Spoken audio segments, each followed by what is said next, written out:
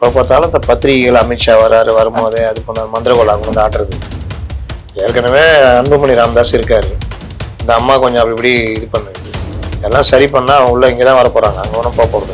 அப்புறம் எங்க கட்சி சொல்லுங்க. ஏடிஎம்ல இருந்தா ஏடிஎம் எதிராக பேசுவார், மதிமுக இருந்தா மதிமுக எதிராக பேசிட்டு இருப்பாரு. ஏடிஎம்ல இருந்து எப்படி வருத்தப்பட்டாங்க தெரியும்ல, எதிராக பேசி தத்தி விட்டாங்க. அமமுகல போய் அங்கே எதிராக பேசுவார், கொஞ்ச நேரம் தான் ஒழுங்கா இருப்பாரு, அப்புறம் கட்சிக்கு எதிராக எனக்கு என்னன்னு பேச ஆரம்பிப்பாரு. அப்படி விஜய்க்கு எதிரெல்லாம் பேச ஆரம்பிச்சேன்னா அவன் யோசிச்சு பாருங்க. அதனால கொஞ்ச நாளே சலிச்சு எதுவுமே பண்ண மாட்டான். அன்னைக்குதான் போய் யோசிப்பான், ஐயோ போச்சேன்னு. ஆனா கோயிலுக்கு மட்டும் வந்து தராம போயிடுவான். என்ன நான் பண்றேன், என் நேரமே சரியில்லாடுவான்.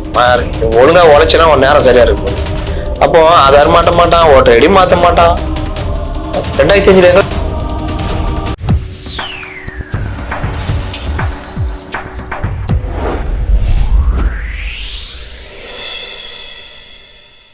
வணக்கம். இது கோல்டன் சான்ஸ் வழங்கும் அரசியல் களம். இன்றைய அரசியல் களம் நிகழ்ச்சியில் நம்மோடு இணைந்திருப்பவர் மூத்த பத்திரிகையாளர், அரசியல் விமர்சகர் திரு முத்துலிப் அவர்கள். வணக்கம் சார். வணக்கம். அம்மா அவர்களுடைய 9ஆம் ஆண்டு நினைவு நாள்ல அதிமுக ஒரு சபதம் ஏற்றிருக்காங்க. 2026 மீண்டும் ஒரு ஆட்சி தனியா, அது தனி மெஜாரிட்டியில் அமைப்போம் இருக்காங்க. அதுக்கான சூழல் அமைந்திருக்கிறதா? கூட்டணி அமையாத பட்சத்திலும் இவர்கள் வெல்வதற்கான வாய்ப்புகள் அதிகம் இருக்குது. ஏன்னா நான் அடிக்கடி சொல்றதுதான், விஜய் பெரிய ஸ்பாய்லர். விஜய் தனியா இருந்தா இவங்க ஜெயிப்பாங்க. விஜய் என்டிஏவோட வந்தா பெருவெற்றி. 96 திமுக கூட்டணி ஜெயிச்ச மாதிரி ஜெயிப்பாங்க. தனியா இருந்தா ஒரு 150 சீட்டு அப்படி வருவாங்க. விஜய் ஒரு சீட்டு கூட வர மாட்டார். அதிகபட்சம் எனக்கு தனியா இருந்தா விஜய் நிப்பாரான்றதே எனக்கு சந்தேகம். அப்படி நின்னாருன்னா விஜய் தொகுதி இல்லை 1-2 தொகுதிகள் வரலாம். ஏன்னா அதுக்கு மேலே அவங்கள்ட்ட பர்சன்டேஜ் கிடையாது ஜெயிக்கிற அளவுக்கு. தனிப்பட்ட விஜய் நிற்கிறாருன்னா அந்த இடத்துல பொதுமக்கள் மற்றவங்களும் சேர்ந்து ஏதாவது போட்டால் அவர் ஜெயிக்கிறது வாய்ப்பு. இப்படிதான். அப்படின்னா நீங்கள் என்னன்னா விஜயகாந்த் ஜெயிச்ச மாதிரி ஒருத்தர் இல்லை 2 பேர் தான். திமுக என்ன பிரச்சனைனா, விஜய் பிரிக்கின்ற வாக்குகள் திமுகவுடைய கோர் ஓட்டு. நான் அடிக்கடி அதை பதிவு பண்ணிட்டே இருக்கிறேன். போன தடவை விஜய்க்கு திமுகவுக்கு வாக்களிச்சவங்க, ஸ்டாலின் தான் வராரு, விடியல் தர போறாரு, இந்த ஆட்சி ஒழியணும்னு வாக்களிச்சவங்க எல்லாருமே, நீங்க நான் உட்பட எல்லாருமே, பிளஸ் விஜய் ரசிகர்கள் உட்பட எல்லாரும் திமுக போட்டாங்க. அப்போ திமுகவோட நீங்க பாத்தீங்கன்னா விஜய் ரசிகர்களுடைய 90% திமுக தான் போட்டாங்க. விஜயே திமுக தான் போட்டார். நான் சொல்லுங்க, ஆதவர்ஜுனா சொன்னாரு, இறக்கம் இல்லையான்னு கேட்டாரு. அப்படிப்பட்ட விஜய் கட்சி ஆரம்பிச்ச பிறகு 90% ரசிகர்கள் அங்க ஓட்டு போட்டிருக்காங்கன்னா, இப்ப இவங்க சொல்ற 10% விஜய் ஓட்டு இருக்குன்னா அதுல அப்போ 9% ஓட்டு மறுபடியும் விஜய்கிட்ட வந்துடும். அப்ப இவங்க வாங்கின 45%ல 9% அங்க போச்சுன்னா 36% ஆயிடுவாங்க.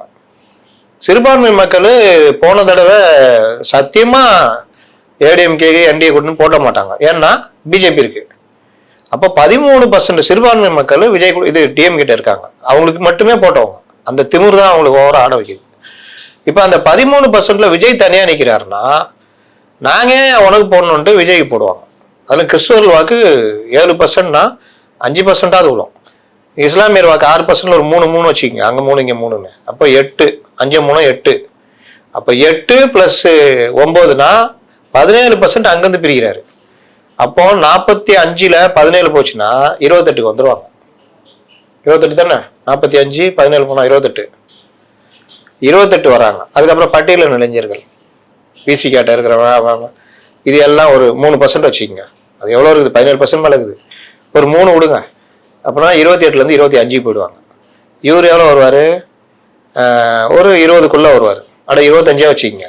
செகண்ட் பிளேஸ் வேணா வருவார். பெரிய மக்கள் நல கூட்டணியா ஆவார். ஆனா இவங்கள்ட்ட 30-40% இருக்குது. இவங்கள்ட்ட 5% போடுங்க.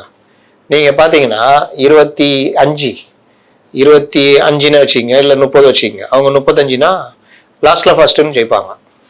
எப்படின்னா 2016ல ஏடிஎம்கே ஜெயிச்ச மாதிரி ஜெயிப்பாங்க. அப்போ பெருவாரியான தொகுதிகளில் குறைந்த வாக்கு இதுலாம் ஏடிஎம்கே அடிக்கும். இதுதான் எனக்கு தெரிஞ்ச கால்குலேஷன். இதுல ஏதாவது அதிசயம் நடந்து விஜய் பெரிய அளவுல பேசி புஷிக்கு பேசுறதுக்கு வாய் வந்து அவரு பல பேட்டிகள் கொடுத்து பல மேடைகளில் வீரத்தோட முழங்கி, செங்கோட்டையன் ரொம்ப ஸ்பீடா பேசி 10 நிமிஷத்துல பேசுறது 5 நிமிஷத்துல ரொம்ப கிறிஸ்பா பேசி, அப்புறம் இப்ப புதுசா போதிக்கிறார நாஞ்சில் சம்பத்து, அவர் விஜயே வம்பிழுக்காம ஒழுங்கா பேசி அப்புறம் ஆதவ அர்ஜுனா குரான் மேல சத்தியம் இந்த மாதிரி வளராம அவரு நல்லா பேசி இப்படிலாம் நடந்து அப்புறம் கட்டமைப்பை பலப்படுத்தி 234 தொகுதியும் வேட்பாளர்களை போட்டு அவர்களுக்கு முறையா வேலை செஞ்சு விட்டமின் சில தடுமாற்றம் இல்லாம போய் இதெல்லாம் நடந்ததுன்னா இவர் வாய்ப்பு இருக்கு விஜய்க்கு ஒரு 30-40 சீட்டு வாங்குவாரு. அப்போ ஏடிஎம்கே டிஎம்கே தான் அடிப்படும். ஏன்னா ஆட்சியில் இருக்கிறவங்க எதிர்ப்பு எல்லாம் விஜய் பக்கமோ ஏடிஎம் பக்கமோ தான் போகும். அதனால எப்படி பார்த்தாலும் எனக்கு தெரிஞ்சு ஏடிஎம்கே வெல்வதற்கான வாய்ப்பு இருக்கிறது. அவர்கள் சபதம் கரெக்டு தான். சபதம் போட்டால் மட்டும் போதுமா? இன்னும் வேகம் எடுக்கணும்ல. இன்னும் வேகம் எடுக்காம இருந்தா இன்னும் உட்காந்துட்டு உருன்னு முறுக்கியிருந்தா ரேஸ்ல இறங்கிடணும். அந்த ஐடிவிங்க பாருங்க, விர்ச்சுவல் வாரியர்ஸ் கூட டிஎம்கே ஐடிவிங்க கூட போட்டி போட மாட்டேங்கிறாங்க. சிபிஐ விசாரணை போட்டு இறங்கி அடிக்கணுமா வேணாவா? விசாரணை மறுத்து போறியா? அடிக்கணுமா வேணாவா? நேற்று நடந்த சம்பவம், இந்த மாதிரி பல சம்பவங்கள், மழை வெள்ளம் இது அதெல்லாம் எடுத்து அடிச்சு மக்களை ஞாபகப்படுத்தணும்ல, அவனுக்கு கதற விடணும்ல. ஒரு சமூக நீதி இதுன்னு சொல்லிட்டு 19 தடவை ஏதோ ராஜசேகர் கவுண்டரா அதை கவுண்டர்ன்ற அதுக்கு கவுண்டர் கொடுக்க வேணாமா? ஒவ்வொரு விஷயத்திலையுமே நீங்க பட்டு வேகமா இருக்கணும். நான் பாக்குறேன் நல்லா இருக்குது. அது யாருன்னு பார்த்தா விர்ச்சுவல் வாரியர்ஸ் இவங்க தான் இறங்கி அடிச்சிட்டு இருக்காங்க. அப்போ அவங்க இன்னும் வேகம் எடுக்கலன்னு தான் அர்த்தம். அதனால இதெல்லாம் மாத்தி சரி பண்ணி வேகம் எடுத்து ஸ்பீடு போனாங்கன்னா ஒரு எடப்பாடி பழனிசாமி மட்டும் போய் பேசிட்டு இருக்க முடியாது. மற்றவர்களும் களத்துல இறங்கி அவங்க மாவட்டத்துல இறங்கி ஸ்பீடப் பண்ணணும். இதெல்லாம் பண்ணணும். ப்ளஸ் பண்ண கொஞ்சம் ஆரம்பிச்சிருக்காங்க. டிஎம்கே ஆல்ரெடி இறங்கி பண்ணிக்கிட்டு இருக்கிறாங்க. அதனால என்ன பண்ணாலும் அவங்களே குழி பறிச்சுட்டு இருக்கிறாங்க. இப்போ புதுசாக ஒருத்தர் குழி பறிச்சுட்டு போயிருக்காரு நேற்று. அதனால அது ஒரு பிரச்சனை. இதெல்லாம் பார்க்கும்பொழுது அதிமுக பக்கம் தான் காத்து இப்போதைக்கு அடிச்சிட்டு இருக்குதுன்னு சொல்லுவேன். கூட்டணி அப்படின்னு பேசும்போது சார், மீண்டும் தமிழகத்துக்கு திரு அமித்ஷா அடுத்த வாரம் வர்றதா தகவல் வந்திருக்கு. அவருடைய வருகையின் நோக்கமே கூட்டணி உறுதி செய்யறது தான், இன்னும் பல கட்சிகளை உள்ள கொண்டு வர்றது தான் அப்படின்னு சொல்லி தகவல் இருக்கு. அடுத்த வாரத்துல அவர் வரும்போது இந்த விஷயங்கள்லாம் நடக்குமா? அதுக்கான சாத்தியக்கூறுகள் இப்போ பார்த்தாலும் இந்த பத்திரிகைகள் அமித்ஷா வரும்போது அது போன மந்திரகோலாகணும் ஆட்டுறதுக்கு. ஏற்கனவே அன்புமணி ராமதாஸ் இருக்காரு. இந்த அம்மா கொஞ்சம் அப்படி இது பண்ணுது. எல்லாம் சரி பண்ணா அவங்க உள்ள இங்கே தான் வர போறாங்க, அங்கே ஒன்றும் போக போறது இல்லை. அப்புறம் எங்க கட்சி புதுசாக ஏதாவது கட்சி உருவாக்கி தான் கொண்டு வரணும். தாவேக்காக ட்ரை பண்ணிட்டு இருக்கிறாங்க. அது எந்த லெவல்ல சக்சஸ் ஆகும்னு தெரியாது. அதனால அது ஒரு பார்ட்டு. இன்னொரு விஷயம், அமித்ஷாவெல்லாம் விட்டுருங்க, இவங்க கூட்டணி இறுதிப்படுத்துறாங்க. 45 தொகுதி வரைக்கும் அவங்க பட்டியல் கொடுத்துருக்காங்க. அதில் பேசி ஒரு 30 தொகுதி கொடுக்குறாங்க வச்சுக்கோங்க. மற்றவங்களுக்கு அதுன்னு பேசி அடுத்த மாதம் பிரதமர் வரும்பொழுது ஜனவரி 12 கிட்ட இறுதிப்படுத்துறதுக்காக ஒரு தகவல் வந்திருக்கு. இது இல்லாமல் இந்த ரிபல் டீம் இருக்குல்ல, இந்த உள்குத்து வேலையெல்லாம் பண்ணியிருந்தாங்கல்ல, அதை எல்லாத்தையும் உடச்சி விட்டாங்க. செங்கோட்டையன் கிளம்புனாங்க. திமுகவுக்கு போகிற மாதிரி திமுக போகிறவெல்லாம் வச்சுட்டு அவள் தான் போ, தாவேக்கா போ, எங்கள் அசைன்மெண்ட் என்னவோ அதை செய் போடு அப்படின்ட்டு தாவேக்கா டிடிவியை அவுத்து விட்டாங்க. கிளம்பு, நீ சும்மா முதலாளி மாத்துன்ற, உன்னை வேலைக்கு வைக்கிறதே பெரிய விஷயம் இல்லை, முதலாளி மாத்து, அவன் தான் சம்பளமே கொடுக்குறவன், கிளம்பு, இந்த மாதிரி வளர்கிட்டு இருக்கேன்னு அனுப்பிச்சி விட்டாங்க. ஓபிஎஸை கூப்பிட்டு செல்லமா 2 தட்டு தட்டி உக்காரு, என்ன கட்சி ஆரம்பிக்கிறேன், திமுக உள்ள பேசிக்கிட்டு இருக்கிறாம அப்படின்னு. இல்லைங்கண்ணே அப்படின்னு கதெல்லாம் வேணாலும் புரட்சி வெடிக்கணும்யா 15ஆம் தேதிக்கு மேலே என்ன வெடிக்க போகுது இல்லைங்கன்னா அப்படிலாம் சொல்ல நான். அப்போ அவரையும் பேசி ஒழுங்கா இரு, சீட்டு வாங்குறோம், உனக்கு வாங்கி தரோம் எங்கள் பங்குல, எடப்பாடி கண்ணு முன்னாடி மட்டும் வந்துடாது, அப்படியே ஓரமாக நின்று அப்படியே போயிடு பார்த்துக்கலாம் அதுன்னு. 1 2 3 இவங்களை ஆப்ரேட் பண்ணியிருந்தால ஒருத்தர், அவரையும் வர வச்சுட்டாங்க. ஆனால் நான் இல்லைங்கண்ணா எல்லாம் அவர் தான், அவரு நாளைக்கு வர வைக்கிறோம், நீங்கள் எல்லாம் முடிச்சுட்டு கிளம்பு அப்படின்ட்டு மறுநாள் அவரை வர வச்சு அவருக்கும் நல்லா டிஃபன் கொடுத்து அந்த வார் ரூமெல்லாம் என்னென்ன பண்ணுவோம் பண்ணி அனுப்பிச்சி விட்ருக்காங்க. அதனால் கூட்டணிக்கு பங்கம் வராமல் இந்த விஷயங்கள் எல்லாத்தையும் பண்ணுற வேலையை ஆரம்பிச்சிருக்காங்க. அது போய்கிட்டு இருக்குது. கூடுதலாக தாயக முடிச்சு விட்ட மாதிரி தான், எல்லாரும் சீரை தான், கிட்டத்தட்ட முடிச்சு விட்ருவாங்க. இது ஒரு புறம் இருக்க, திடீரென்று கூட்டணியில் ஒரு சின்ன கல் எறிஞ்சிருக்கிற மாதிரி டெல்லியில இருந்து திரு பிரவீன் சக்கரவர்த்தி தமிழ்நாடுடைய காங்கிரஸ் தலைவருக்கே தெரியாமல் சந்திச்சு செஞ்சிருக்காரு. தகவல் தான் வந்திருக்கு. இது என்ன மாதிரி ஒரு பாலிடிக்ஸ்? இது டெல்லி பாலிடிக்ஸ்னு சொல்லுவாங்க, அந்த பாலிடிக்ஸ். சின்ன கல் போடலாங்க, பெரிய பாறாங்களை தூக்கி போட்டாங்க. அதனால தெரியாம வருது. நான் ஏன் உனக்கு சொல்லணும்? அதான் ஸ்டைலு. உனக்கு என்ன நான் என்ன தெரியாம இருக்கு? நான் தான் வர்றேன், அப்புறம் என்ன? அதான் ஸ்டைலு. காங்கிரஸை பொறுத்த வரைக்கும் இதான் அவங்க வேலை எப்பவுமே. அது டிஎம்கே இருக்கட்டும் ஏடிஎம்கே இருக்கட்டும், அவங்க வேலையை இது பண்ணுவாங்க. என்ன இப்போ ஒரு 5 வருஷமா அப்படியே பதுங்கி கிடந்தாங்க, ஒன்றும் இல்லாமல் டிஎம்கே ஆதிக்கம் இருந்தது. இப்போ நெருங்கிச்சு, காலம் நெருங்குது இல்லை, இப்போ அவங்க வேலையை காமிக்க ஆரம்பிச்சிருக்காங்க. அதில் ஒன்று தான் விஜய் இவர்கள் இந்த இது பீகார் எலெக்ஷன்ல செம்மடி வாங்கினார்ல ஓட் ஷோர்னு, அந்த ஓட் ஷோர் ஐடியா கொடுத்து முட்டு சந்து கூட்டு போனது யாருன்னா பிரவீன் சக்கரவர்த்தி. அவ்வளோ பெரிய ஆள். ஜான் ஆரோக்கியசாமி கூட போட்டி போடுறவர் அவர். ஜான்லாம் பிச்சை வாங்கினா அவர்கிட்ட. உலக அளவில் இந்திய அளவில் ராகுல முட்டு சந்து கூட்டு போறவர், காங்கிரஸை முட்டு சந்து கூட்டு போறவர். இவருக்கு அண்ணன் ஒருத்தகிறாரு கேசி வேணுகோபால்னு. இவங்க 2 பேரும் சேர்ந்தாங்கன்னா காங்கிரஸ் எந்த காலம் ஜெயிக்காது. அப்படிப்பட்ட ஆட்கள். இவர் தான் ராகுலுக்கு அந்த ஐடியா கொடுத்து பீகார்ல போய் அதை பண்ணுங்கன்னு. பீகார் போன்ற பின்தங்கிய மாநிலத்துல அந்த ஊர்ல பெண்கள் ஓட்டு அதிகமா இருக்கிற ஒரு இடத்துல பெண்களுக்கான எல்லா ஒர்க்கும் பண்ணி கொடுத்துட்டு இருக்கிற ஒரு கவர்மெண்ட் இருக்கும் பொழுது நீ எப்படி பிரச்சாரம் பண்ணணும்? போகிறது, போட்டில் போகிறது, தண்ணியில் அணிஞ்சு நீச்சல் அடிக்கிறது. இது நமக்கு நாம பண்ணியிருந்தார்ல.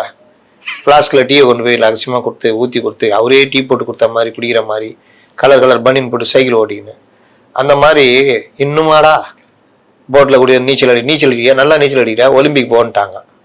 இங்கே எங்களுக்கு தேவை ஆட்சியாளர் தான் அப்படின்னு. அப்போ படுதோல்வி. அதுக்கப்புறம் பயந்து போய் இங்கே வந்து நாங்கள் திமுகவுடன் தான் இருக்கிறோம் அப்படின்னு சொன்னாங்க. அப்புறம் ஒரு 5 பேர் கொண்ட குழு போட்டு ஐயா நேற்று போய் பார்த்து, ஐயா குழு போட்டுக்கிறோம், உங்கள்ட்ட பேச்சுவார்த்தை நடத்த, நாங்கள் ஜனவரியில் தான் போடுவோம், இல்லை போட்டுங்க, தகவல் சொல்றதா வந்தோம் அப்படின்னு சொல்லிட்டு வந்துட்டாங்க. இப்படி பண்ணும்போது இந்த ரிபல் டீம் இருக்குல்ல, மாணிக் தாக்கூர், ராஜேஷ்குமார், அழகிரி, ஜோதிமணி, இந்த டீமை தடுக்க இவங்களால முடியல. ஜோதிமணி பாட்டில் அருண்ராஜிட்ட பேசுகிறாங்க, தாவேகா கூட நம்ம பேசலாம், இன்னும் பல தலைவர்கள் வருவாங்க அப்படின்னு பேசினுக்கிறாங்க. இவர் மாணிக் தாக்கூர் பெரிய முட்டு சந்து கூட்டு போகிற கேசி வேணுகோபாலை கூப்பிட்டு விஜயை கொண்டு வந்து நம்ம யூனிட்ல நினச்சோம்னா கேரளாவில் ஈஸியாக ஜெயிக்கலான்னு அவருக்கு தனியாக உருட்டுறாரு. ராஜேஷ்குமாரும் அழகிரியும் சார் எடுத்துக்கின்னு சக்கையை போடுறீங்களா, அதுக்காக நாங்கள் இருக்கிறோன்னு அவங்க தனியாக இது பண்ணுறாங்க. இப்போ இந்த மாதிரிலாம் ஓடிட்டு இருக்க நேரத்தில் ராகுலுடைய பிரதான ஸ்ட்ராட்டஜிஸ்ட்டு வந்து விஜயை பார்க்கிறார். இவர் தான் முன்னாடி ராகுலை இங்கே வந்து ஃபோனை போட்டு ராகுல்கிட்ட கொடுத்து பேச விட்டவர். அப்போதான் செல்வ பெருந்தகை சொன்னார், ஞாபகம் இருக்கா, இந்தியா கூட்டணிக்கு விஜய் வர வேண்டும்னு. ஞாபகம் இருக்கா? ஆமாம், சரி. வந்து அந்த டைமில் தான். அதுக்கப்புறம் அப்படி தப்பாக போய் இதாகிடுச்சு. இப்போ விஜய் தனியாக ஒரு ரூட் எடுத்து அவர் என்டிஏ கூட பேசுகிறாருன்னொன்னே காங்கிரஸுக்கு உண்மையிலேயே ஒரு பயம் வந்துடுச்சு. விஜய் என்டிஏ பக்கம் போனாங்கன்னா பிஜேபி இங்கே நல்லா காலம் பண்ணிட்டோம், நம்ம கதை முடிஞ்சது இதோட அப்படின்ற பயம் வந்தோடனே விஜயை கையில் எடுக்கணும். அப்போ இங்கே திமுகவோட கூட்டணி இருக்காங்க. அப்போ என்ன பண்ணுறது? நீ ஒரு பக்கம் போய் கலாச்சின்னு இரு. ஃபுட்பாலில் இப்படியே ஒருத்தன் போக்க காமிச்சா பால் அப்படி போட்டு ஒருத்தன் கோல் அடிச்சு விட்டு போடுவோம். அந்த மாதிரி இங்கே இது பண்ணும்போது இவர் வந்து பார்க்குறாரு பிரவீன் சக்கரவர்த்தி. என்ன சொல்கிறாங்க, பாண்டிச்சேரியில் நம்ம ஒன்றா நிற்கலாம், கேரளாவில் உனக்கு ஒரு 10 சீட்டு கொடுக்குறோம், அங்கேயும் ஒரு கணக்கு நீங்கள் தொடங்கிக்கலாம், எப்படி நாங்கள் தான் ஆட்சி பிடிக்க போகிறோம், நீ வந்தனா உனக்கு ஒரு 10 சீட் கிடைக்கும். ஒரே டைமில் தாவேகா கேரளாவில் வெற்றி கொடி நாட்டலாம், பாண்டிச்சேரியில் ஆளு பாதி நீயே கூட முதலமைச்சராரு, புஷியை முதலமைச்சர் ஆகிடுறோம், நாடு விளங்கிடும் ஆகிடுறோம், நாங்கள் துணை முதல்வராக இருக்கிறோம், நம்ம இருந்தால் ஜெயிப்போம். 4 முனை போட்டு வாங்க, விஜய் காங்கிரஸ் வச்சுங்க, திமுக ஒரு பக்கம், மார்டின் சார்லஸ் அவர் ஒரு பக்கம், ரங்கசாமி பிஜேபி ஏடிஎம்கே ஒரு பக்கம். ஒன்று ரங்கசாமி டீமே மறுபடியும் அடிக்கும், இல்லைன்னா விஜய் காங்கிரஸ்னா அவங்க அடிப்பாங்க. 2 தான் நடக்க போகுது. அதுக்கு ஒரு இது கொடுத்தா விஜய்க்கு ஓகே தானே? கசக்குதா? இவங்க கூப்பிட்டு கேட்டா தமிழ்நாட்டை பொறுத்தவரைக்கும் உங்க கூட தானே இருக்கிறோம், பாண்டிச்சேரியில் தான் அவங்க கூட இருக்கிறோம், என்ன பண்ண சொல்றீங்க அப்படின்னு வாங்க. இல்லை அதெல்லாம் ஒத்துக்க மாட்டோம் நாங்கள் இன்னைக்கும் தமிழ்நாட்டிலே அவங்களோட போயிடுறோன்னா காங்கிரஸ் திமுகவுக்கு இன்னும் பிரச்சனை. தாவேகாவுக்கு ஒன்றும் லாபம் கிடையாது, போனால் தூக்கித்தான் சுமக்கணும். அப்போ இந்த மாதிரி விஷயத்துல திமுகவுக்கு கையேறு நிலை மாதிரி ஆயிடுச்சு. என்னடா இது நம்ம ஏறிட்டு நிற்கிறோன்னு பார்த்தா இப்போ அவங்க ஏறிட்டு நிற்கிறாங்களேன்னு. அதுக்கு தான் நேற்று கூப்பிட்டு நீ பேட்டி கொடுக்குறாரு. அவர் வந்ததே எங்களுக்கு தெரியாது, நாங்கள் யார்கிட்டும் பேச சொல்ல. தமிழ்நாட்டு அரசியல் யார் பேசுறா? அவர் வந்தது பாண்டிச்சேரி கேரளா அது மாதிரி மேட்டர் பேசுறதுக்கு. அப்போ இன்னொரு பத்திரிகை போடுது, அவர் வந்து திமுக ஆதரவு பத்திரிகை, தாவேகாவில் சேருவதற்கு அவர் வந்தாரு அப்படின்னு உருட்டுறாங்க. அவன் அகில இந்திய பதவி ராகுலுக்கு இதாக இருக்கிறவன் தாவேகாவில் சேர்றதுன்னு என்ன ட்ரம்ப் கட்சியா இது? அமெரிக்காவில் ஆட்சியில் இருக்குதா இது? இங்கேயே சேர்த்த செங்கோட்டையனே வேலை கொடுக்காம கம்முன்னு வச்சுன்னுக்கிறாங்க. எங்கே போகிறதுன்னு தெரியல அவருக்கு, செங்கோட்டையனுக்கு. அங்கேயே கோபிச்செட்டிப்பாளையத்தை சுற்றினாரு, மறுபடியும் என்ன பண்ணுறது, எங்கே போகிறது? பனையூருக்கு வந்து தட்டி பார்த்தாப்புல கதவை தந்துட்டு யாருன்னு கேட்டுக்கிறாங்க. அந்த செங்கோட்டையன் போயாகம்னு யாருன்னே தெரியலன்னு முட்டுக்கிறாங்க. கியூஆர் கார்டுக்குதான்னுக்குறாங்க. கியூஆர் கோடில் அவனுக்கு கொடுக்கல, கிளம்பு நீ யாருன்னே தெரியல கிளம்புட்டாங்க. ஏய் நம்பில் உள்ள, நம்பில் என்ன சொல்கிறான்னு அதான், நம்பில் பஞ்சாப்லேருந்து வந்துக்கிறான், போ ஜாவ் அப்படின்னு மூட்டாங்க. சரி நடா போட்டதுன்னு உட்காந்து யோசிச்சுக்கிறாப்புல. அப்புறமா அருண்ராஜ் போனை போட்டுக்கிறாப்புல, அவர் ஃபோன் எடுக்கல. அப்புறம் ராஜ்மோகன் போட்டுக்கிறாப்புல, சும்மா ஜோக்கு சொல்கிறாங்க போட்டுக்கிறார். ராஜ்மோகன் என்னென்ன எங்கே இருக்கிறீங்க, அந்த மாதிரி என்னப்பா நடுத்தரில் நிற்கிறேன்பா, உள்ளே விட மாட்டேங்கிறான், விட்டா கையை வாங்குறான்பா. அண்ணா நேரத்தானே பெட்டவாண்ணே நம்ம ஆதவர்ஜுன் ஆஃபீஸ், நாங்களாம் அங்கே தானே இருப்போம். அப்படியே ஒரு பேட்டி எடுத்திருக்காரு சார். யாரு? செங்கோட்டையன். அவர் யூடியூப் சேனல் நடத்தின்னு. அதான் ஒரு பேட்டி எடுத்தார். நீங்க பாத்தீங்கன்னா யூடியூப் நடத்துறவர், பட்டிமன்ற பேச்சாளர், தொகுதி பொறுப்பாளர், அந்த இது நடத்திட்டு இருக்கிறவர், வாய்ஸ் ஆஃப் காமன் நடத்திட்டு இருக்கிறவர், ரிட்டையர்டு ஐஆர்எஸ் ஆஃபீஸர். இவங்க தான். இவங்க யாருக்கும் கட்சி நடத்த தெரியுமானா தெரியாது. ஏன் சொல்றேன், சும்மா ஒன்றும் குற்றச்சாட்டு வைக்கல. ஒருத்தன் உன்னை எதிர்த்து சிபிஐ விசாரணை எதிர்த்து கோர்ட்டுக்கு போறான், கவர்மெண்ட்டே கோர்ட்டுக்கு போகுது, உடனே அறிக்கை ஒண்ணுமா ஆனவா? பயந்துட்டியா குமாரு? நேர்மையா விசாரணை நடந்தா மாற்றுறியா? யார் யாரு மாற்றுறீங்க? சிபிஐ விசாரணை வெளியே வரும்னாலும் பயந்துட்டீங்க, பயந்துட்டு தானே போறீங்க. என்ன உங்க கதை தெரியாதா? அப்படி இப்படின்னு போட்டு அடிக்கணும். அச்சாதானே அவன் தொண்டர்கள்ட்ட பரவும், எல்லாட்டையும் பரவும், மக்கள்கிட்ட பரவும். இப்ப யாருக்காவது தெரியுமா சிபிஐ விசாரணைக்கு போனது? நீங்க தானே கலப்பணும், அந்த மேட்டர் பெருசாக்கணும். ரெண்டாவது கேவியட் மனு போடணும். ஏன்னா அவன் மனு போட்டான், விசாரணைக்கு எடுக்கும்பொழுது எங்களையும் இணைத்துக் கொள்ள வேண்டும், எங்களை கேட்காம ஆர்டர் போடக்கூடாதுன்னு போடுறது பேர் தான் கேவியட் மனுவாங்க. இது வரைக்கும் அதுவும் போடல, இங்கேயே சுத்தி நிற்கிறாங்க. இவங்க வந்து என்ன அரசியல் கட்சி நடத்துறாங்க? என்ன செங்கோட்டையன்? செங்கோட்டையன் இதெல்லாம் தெரியாது. செங்கோட்டையன் ஏதோ அங்கே சுத்தி நிற்கின்னு அப்படி இப்படி வேற சில வேலைகள் பண்ணிக்கின்னு, அதனால ஜெயலலிதாட்ட மாட்டிக்கின்னு எல்லாத்தையும் பிடின்னு விட்டாங்க. அதுக்கு தான் அவர் லாய்க்கு, அது தாண்டிலாம் அவர் தெரியாது. அப்போ அவர் எனக்கு தெரிஞ்ச ஒரே ரூட் போடுறது. ஏன்பா இப்போ அதெல்லாம் கூகுளே போட்டுருதுப்பா, அதெல்லாம் பழைய மேட்ரு. இப்போல்லாம் கூகுள்லேயே கொடுத்து மதுரையிலேருந்து 9 தொகுதி இருக்குது, இந்த தொகுதிக்கு எந்தெந்த தொகுதி வழியாக போகலாம், டிராஃபிக் இல்லாத எப்படி, சாலை மார்க்கமாக ரூட் போட்டு கொடுத்தா உடனே போட்டு கொடுத்துரும். அதனால அது செங்கோட்டையெல்லாம் தேவையில்லை. இப்போ அப்படிலாம் போட்டா விஜய் போறாரு. அவர் என்னைக்கோ ஒரு நாள் வர போறாரு, அதுவும் எங்கேயாவது ஏர்போர்ட்ல இறங்கிட்டு அப்படியே கை காமிச்சிட்டு பஸ்ஸில் வருவார். அதனால அதெல்லாம் விட்டுருங்க, அவர் செங்கோட்டையை அதெல்லாம் யூஸ் ஆக மாட்டார். அப்படியே சுற்றி நோட்டி தான்.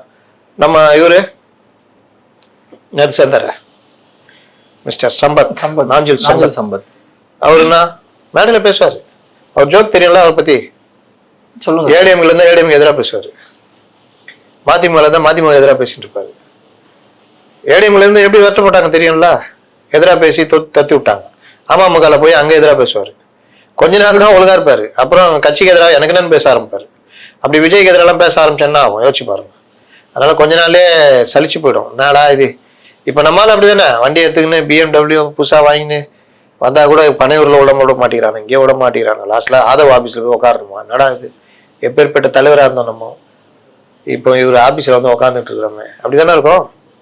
அதனால அது இப்போ நாஞ்சில் சம்பத்துக்கு எப்படி இருக்கும்? அதான் உஷாரா ஊர் ஊராக கூட்டம் போகிறதுக்கு ஏற்பாடு பண்ணுங்கன்ட்டாப்ல. யார்கிட்ட சொல்லுவார் இவரு? புஷிட்டு தான் சொல்லணும். புஷி ஏற்பாடு பண்ணுவாரா? பைத்தியமான அவருக்கு. அதனால இப்படிதான் போவோம் சேர்றவங்கலாம். அதனால இவர்கள் கட்சி அரசியலுக்கான ஆட்களே கிடையாது. அப்போ இந்த நேரத்தில் இவர்களை என்டிஏ பக்கம் போக விடாம பார்க்குற வேலையை பண்றதுக்கு காங்கிரஸ் முயற்சி எடுக்குது. அதை டிஎம்கிட்ட சொல்லுவாங்க, ஓ நாங்கள் போக விடாம தடுத்து நிறுத்துறோம், உனக்கு தான் நல்லது அப்படின்வாங்க. ஆனால் இப்படி தடுத்து நிறுத்திட்டு ஒன்ஸ் இவங்க 2 பேரும் அடைஞ்சிட்டாங்கன்னா தமிழ்நாட்டில் இந்த தடவை இல்லை, அடுத்த தடவை இருக்க மாட்டாங்கன்னு தான் நிச்சயம். அப்போ டிஎம்கே பலகீனமாகும்ல. ஏன்னா என்டிஏல ஏடிஎம்கே பிஜேபி அப்படியே இருக்கும். ராம்தாஸ் இருப்பார், அன்புமணி ராமதாஸ் எல்லாம் இருப்பாங்க.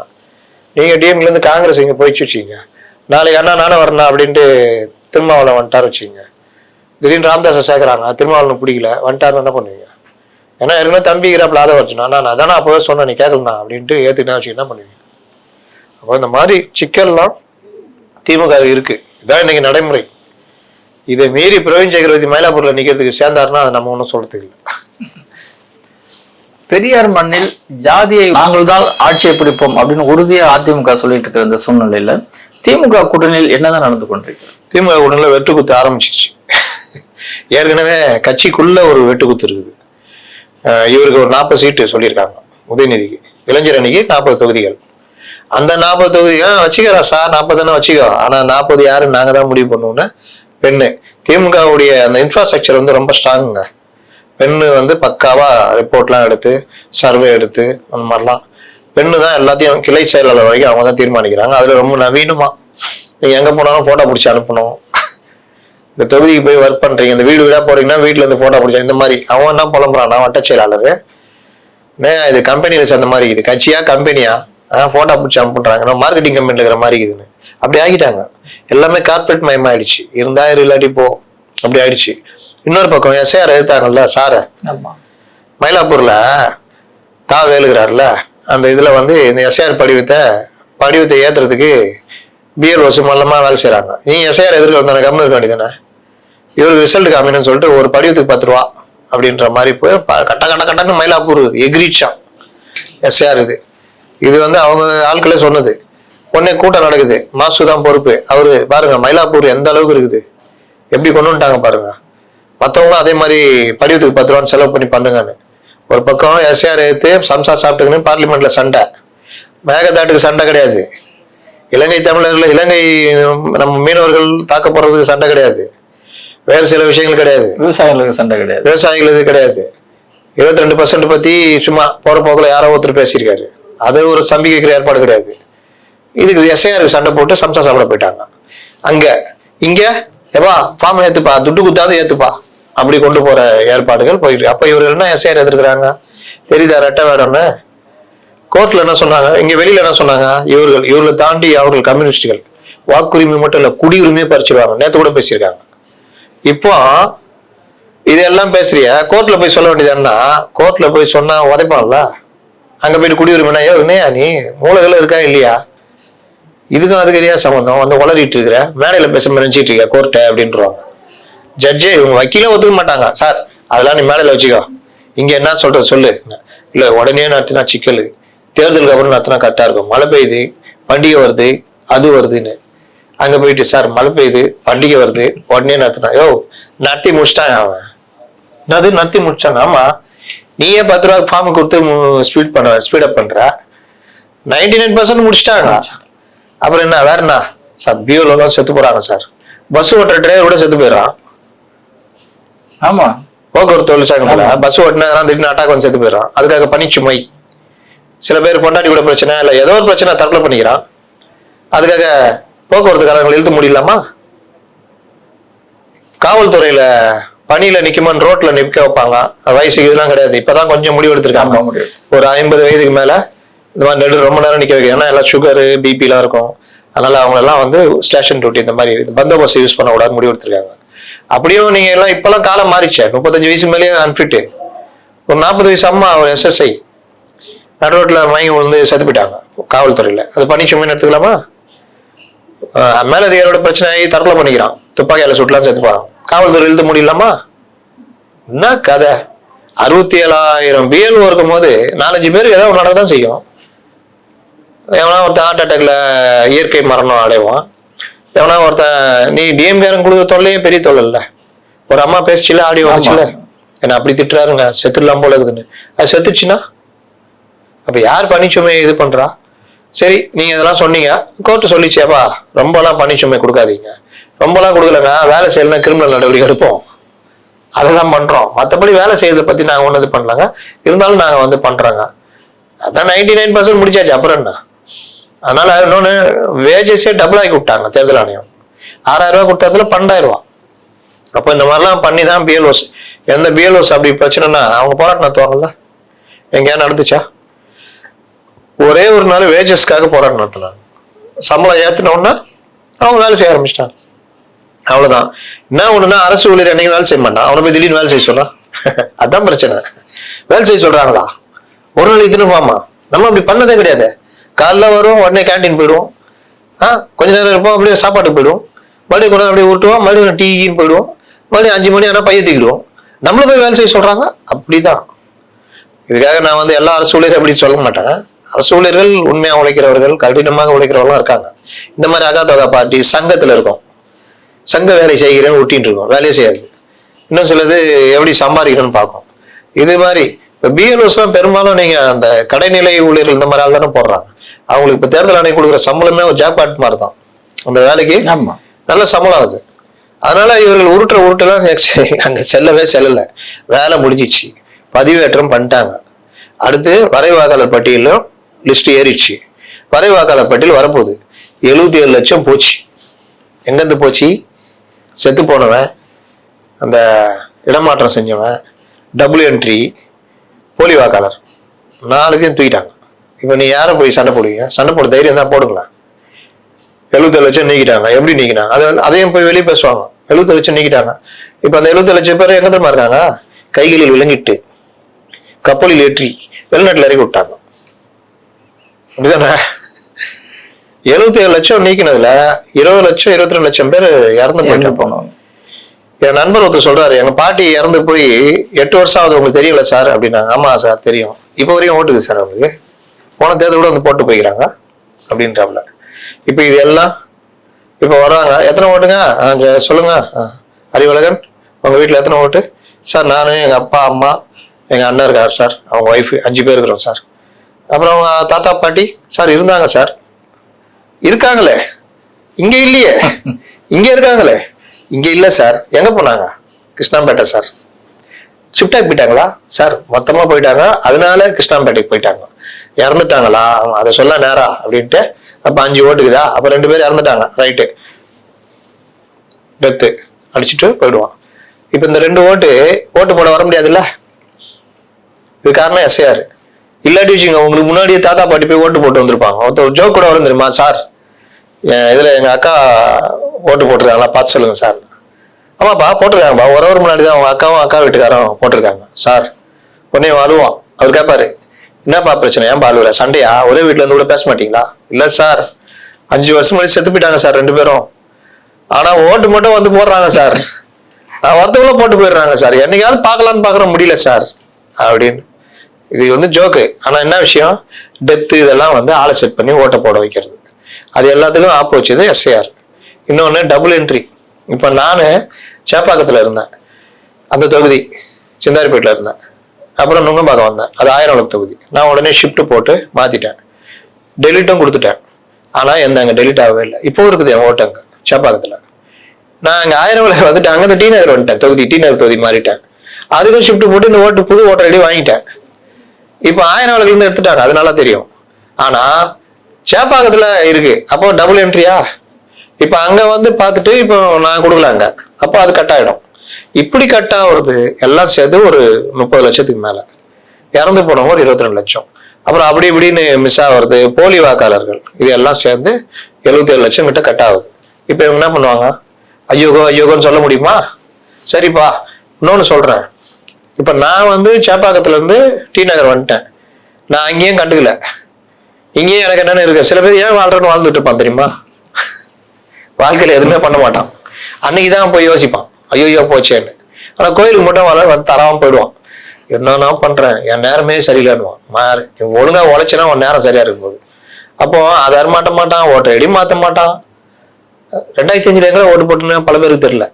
அப்போ இந்த மாதிரி எல்லாம் இருக்குது. அப்போ இந்த மாதிரி இவர் மாத்தாம இருக்காருல்ல, அப்ப அங்க வந்து கேட்டிருப்பாங்க, அவர் எங்க போனாலும் தெரியாதுங்க அப்படின்வாங்க. அப்போ அது இல்ல, இங்க ஓட்டை கேட்கலையே, மாத்தலையே, இங்கேயும் இல்லை. அன்னைக்கு போய் காலத்துக்கு போவான். ஐயோ ஓட்டு போச்சு பாருங்க, ஜனம் அப்படி பண்றாங்க அப்படின்னு ஒண்ணு டிவி யாரெல்லாம் பேட்டி கொடுப்பான். ஓட்டு போய் எவனா ஒருத்தன், உன் ஓட்டு ஏன் போச்சு, இந்த எஸ்ஐஆர் ஃபார்ம் இந்த தடவை வாங்கி கொடுத்தியா, எவனும் கேட்க மாட்டான். அதெல்லாம் மீறி கட்சிக்காரங்க ஹெல்ப் பண்றாங்க. எப்பா ஃபார்ம் வாங்கி வச்சுக்கிறேன், வந்து ரெடி பண்ணி கையில போட்டு போ, இதெல்லாம் நடக்குதா? இதெல்லாம் மீறி ஒரு 4-5 லட்சம் மிஸ் ஆகும். நான் சொன்னேன், எதுக்கு வாழணும்னு தெரியாம வாழ்ந்துட்டு அந்த கேஸுங்க. அது தனியா. அப்புறமா நீங்க ஃபார்ம் 6 கொடுத்து ஓட்டை வாங்கிக்கலாம், எழுதி கொடுத்து. இது கே பாலகிருஷ்ணன் சொல்ற மாதிரி இரவோடு இரவாக கை விலங்கிட்டு கப்பலில் ஏற்றி வெளிநாட்டுல எல்லாம் இறக்கலாம் மாட்டாங்க. அதனால இந்த எஸ்ஐஆர் எடுத்து இவர்கள் இன்னைக்கு பண்றாங்க. இவர்கள் கட்சி நிலைமை சொல்றேன், இவங்க நடைமுறை சொல்றேன். அப்போ இது ஒரு பாட்டு வச்சிங்களா, இது கட்சிக்குள்ள இன்னைக்கு உதயநிதிக்கு இந்த இது கொடுத்துருக்காங்க, 40 சீட்டு இளைஞர் அணிக்கு. ஆனால் இவர்கள் எஸ்ஐஆர் சார் இது பெண்ணு, அவங்க தான் எல்லா 234 தொகுதிக்கும் வேட்பாளரை இது பண்றது. அவங்க பார்த்து இப்ப காங்கிரஸின் தொகுதி கொடு சொன்னாதான் கொடுப்பாங்க. அந்த அளவு அவங்க வந்துட்டாங்க. வேலைச்சேரி கொடுக்கூடாது அப்படின்னா வேலைச்சேரி தரமாட்டாங்க, அவங்க கொடுக்குற லிஸ்ட் தான். அப்ப ஏடிஎம்கே பலமாகிற இடத்துல 25 சீட், எவ்வளோ 50 சீட் வேணுமா, கொடுத்துறேன் அப்படின்ட்டு 25 தொகுதி ஏடிஎம்கே பலமாகிற தொகுதியில் நீங்க கொடுப்போ, என்ன நின்னாலும் லாஸ்ட்ல தோக்குத்தான் போவீங்க. அந்த மாதிரிலாம் வந்து பெண்ணு ரெடி பண்ணிருக்காங்கன்னு வச்சுங்களேன். இப்போ கூட்டணி கட்சிகளுக்கெல்லாம் 1 தொகுதியை ஒதுக்குவாங்க. அப்ப என்ன அவங்க ஜெயிக்க முடியுமா? உங்களை அழகா கட்டுப்படுத்துவாங்க. டிஎம்கே ஜெயிக்கிற தொகுதியில போன தடவை எவ்வளவு மார்ஜின்ல மிஸ் ஆச்சு, இந்த தடவை இந்த இடத்துல இந்த பிரச்சனையை கொண்டு வந்தா ஜெயிக்கலாம். அந்த மாதிரி இடங்கள்ல இந்த இடத்துல இஸ்லாமியர்கள் அதிகமா இருக்காங்க, இது இப்படி இந்த மாதிரி எல்லாம் வச்சு அவங்க ஜெயிக்கிற தொகுதிக்கு நிக்க பார்ப்பாங்க. அப்போ மோதல் எங்க ஆரம்பிக்கும்? காங்கிரஸோ விடுதலை சிறுத்தைகளோ இடதுசாரிகளோ எங்களுக்கு நீங்க உரிய தொகுதி கொடுக்காம இந்த மாதிரி பறிக்கிறது சரியில்லைன்னு மோதல் ஆரம்பிக்கும். இங்க இவரு 40 பேர் ஆதரவாளர்களை ரெடி பண்ணிட்டு உதயநிதி நம்ம ஆட்கள்லாம் நம்ம கட்சி நாளைக்கு ஸ்டாலின் இப்ப நம்ம கிட்ட தான் வரணும், அதுக்கு இப்பவே நம்ம ஆளுங்க எம்எல்ஏவா இருக்கணும்னு பண்றாரு வச்சுங்க. அதுக்கு அவங்க ஆதரவாளர் ஜெயிக்கணும், ஜெயிக்காத தொகுதியை கொடுத்தா இப்ப ஒருத்தர் இந்த தொகுதின்னு இவங்க செலக்ட் பண்ணி வச்சிருப்பாங்க, இவருக்கு ஆதரவாளர் அந்த தொகுதி கிடையாது, வேற தொகுதி தான் தருவோம், நான் இவரு போய் அங்க நிக்க முடியாது. அப்ப அங்க ஒரு ஆளை தேடணும். இந்த நடைமுறை சண்டையா அவர்கள்ட்ட வரும். சீனியர் மினிஸ்டர்ஸுக்கு போட்டியிட பல இடத்துல பலருக்கு வாய்ப்பு இந்த தடவை மறுக்கப்பட போகுது, அதுல ஒரு பிரச்சனை வரும். அவர்களுடைய ஆதரவாளர் இருக்காங்கல்ல அவங்களுக்கும் பாதிப்பு வரும். பெண்ணு யார சொல்றதோ அவங்க தான். இதுல இன்னொரு பிரச்சனை என்ன சொல்றாங்க, பெண்ணை சரி பண்ணா நீ தகுதி இல்லாத ஆள் கூட சரி பண்ணா வந்துடலாம் அப்படின்னு அது சில தகவல்லாம் ஓடுது. ஏன்னா எல்லா இடத்துலயுமே நீங்க பணம், கார்பரேட் மயம், இவர்கள் மட்டும்தான் மோனோபாலி இவங்க தான் அப்படின்னா மோனோபாலியை சரி பண்ற வேலையை எல்லாரும் பண்ணுவாங்க. இப்ப நான் இருக்கிறேன், இந்த தொகுதிக்கு நான் கேட்டுன்னு இருக்கேன், நான் பெரும் பணக்காரன், இன்னொருத்தர் இதுக்கு, அப்ப அந்த இடத்துல ரிப்போர்ட் போட வேண்டியவரை இவர் தான் ஆப்டான ஆளுன்னு அவர் ரிப்போர்ட் போடணும். நான் இவரை பார்த்து எல்லாம் கவனிச்சிட்டேன்னா என்ன போடுங்க அப்படின்னு சொல்ல வச்சேன்னா, சார் நான் இல்லை சார் எனக்கு மேல ஒருத்தருக்கிறாரு, அவருக்கு என்ன வேலை கேளுங்க, நீங்களே பேசுங்க சார், பேசிட்டேன் சார், அவருக்கு அவ்வளோ எனக்கு இவ்வளோ ரிப்போர்ட் போட்டுறோம் சார், அப்போ ஒழுங்கான ரிப்போர்ட் போவோமா? இதை தடுக்கிறதுக்கும் பெண்ணு ஒர்க் பண்ணிட்டு இருக்கிறாங்க. நீங்க அந்த மாதிரிலாம் எனக்கு என்னன்னு பண்ண முடியாது, உங்க போன் டேப் ஆகும், நீங்க யாரை சந்திச்சீங்களோ அதுதான். இதெல்லாம் மீறி அவனுக்கும் தெரியும்ல, இந்த வேலைலாம் பண்றாங்க, அப்ப நம்ம இப்படி பண்ணலாம், நீங்க என்ன பண்றீங்க அவரை பாருங்க, நீ என்ன பண்ற அவரை பாரு, நீங்க பேசி முடிங்க, எனக்கு தகவல் மட்டும் கொடுங்க நான் பாத்துக்கிறேன். அப்ப அந்த மாதிரி இதெல்லாம், அதனால நீங்க எதையுமே எங்கேயுமே ஒரு இது வணிகமயம் ஆயிடுச்சுன்னா திருட்டு தந்தத்தை தடுக்க முடியாது. அந்த பிரச்சனையும் அவர்களுக்குள்ள வரும். இது எல்லாம் போக இப்ப காங்கிரஸ் கிளப்பிட்டு இருக்க இந்த பிரச்சனை, கூட்டணி நேரத்துல தொகுதி பங்கீடுல, அதாவது தொகுதி வேற எண்ணிக்கை பங்கீடுலயே பிரச்சனை வரும். இது எல்லாமே இன்னைக்கு திமுக பெரிய பிரச்சனையா இருக்குது. ஏன் சொல்றேன்னா, நீங்க ஜெயிக்கணும் நாங்க தாங்க, போன தடவை மாறல முடியாது, இதோ இருக்காரு விஜய் இருக்காரு அங்க போயிடுறோம் நாங்க அப்படின்ற அளவுக்கு டிமாண்ட் பண்றதுக்கும் வாய்ப்பு இருக்கு. அதனால அவர்களும் என்ன பண்ணுவாங்க, என்னங்க பிரச்சனை இவ்வளவு கொடுக்குறேன், மீதி மத்த எல்லாம் பாத்துக்கலாங்க, 6 தொகுதியை செலவு பண்றோம், அது இல்லாம நீங்க என்ன தலைவர் தானே உங்களுக்கு பாத்துக்கலாம் விடுங்க, அப்படியும் அவங்க பண்ணுவாங்க. அதனால எல்லாம் பெரிய அளவுல முட்டல் மோதல், சில பேர் அதை பயன்படுத்திட்டு ஆதாயம் அடையிறது, இது எல்லாமே நடக்கும். இதுதான் இன்னைக்கு நிலைமை. 2026 வந்து